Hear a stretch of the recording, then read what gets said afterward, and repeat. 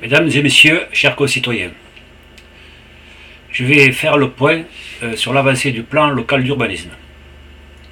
Le projet d'aménagement et de développement durable a été discuté avec les élus le vendredi 16 novembre 2012, en commission extra-municipale et en partenariat avec les associations le jeudi 22 novembre 2012, ainsi qu'à réunion publique le 30 novembre 2012. Les remarques et suggestions ont été notées et envoyées au bureau d'études afin qu'elles soient prises en compte et transcrites dans le PADD. Le PADD, c'est le projet d'aménagement et de développement durable. Le Grenelle 2 de l'environnement ayant été inclus dans le PADD, la trame bleue et verte sera formalisée dans la continuité écologique de notre territoire. Voir courrier envoyé à ce sujet au bureau d'études ICV Concept après le mot du maire, du journal de la commune.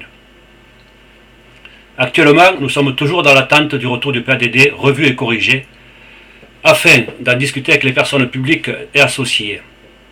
Ce sont les services de l'État et assimilés. Pour une dernière relecture et enfin présenter à nouveau aux élus lors d'une séance du conseil municipal afin d'en débattre. C'est la procédure à respecter. Ensuite, nous étudierons le zonage, puis le règlement, en tenant compte des observations des services de la DDTM et du schéma pluvial.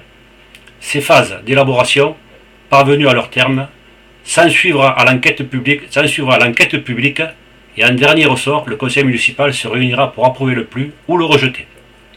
Voici pour le travail qui reste à accomplir pour la finalisation du PLU.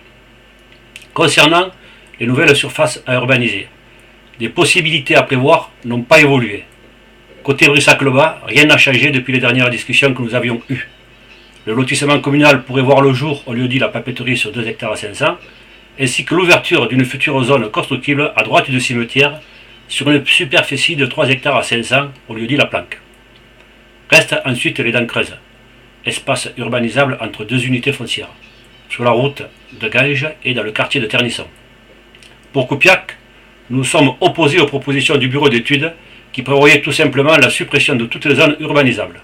Nous sommes en train de régler ce problème dans le cadre du poste actuel avec les services de la DDTM et du responsable du schéma pluvial suite aux demandes de certificat d'urbanisme.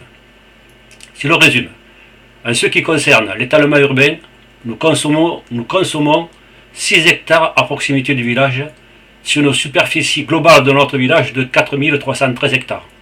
De plus, derrière la mairie, côté Ternisson, nous supprimons 7 hectares d'une zone 2NA de poste actuelle, qui est en zone inondable afin de tenir compte du PPRI, plan de prévention des risques et des inondations.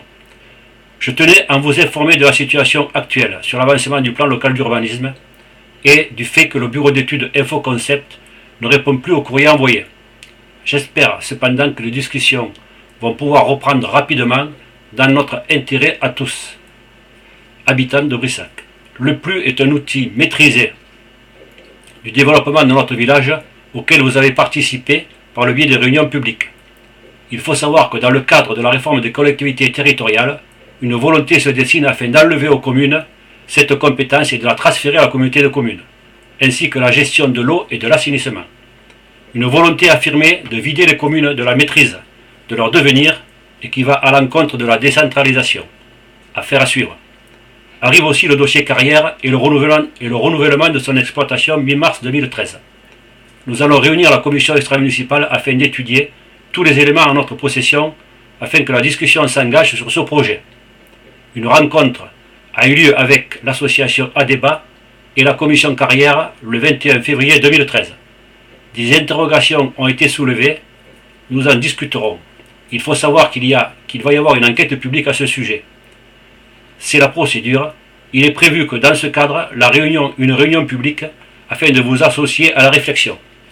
M. Maton, responsable de la carrière, comme il nous l'avait annoncé, lors de notre dernier comité de suivi, va organiser une journée porte ouverte, voire encadrée dans les pages suivantes du journal de la commune.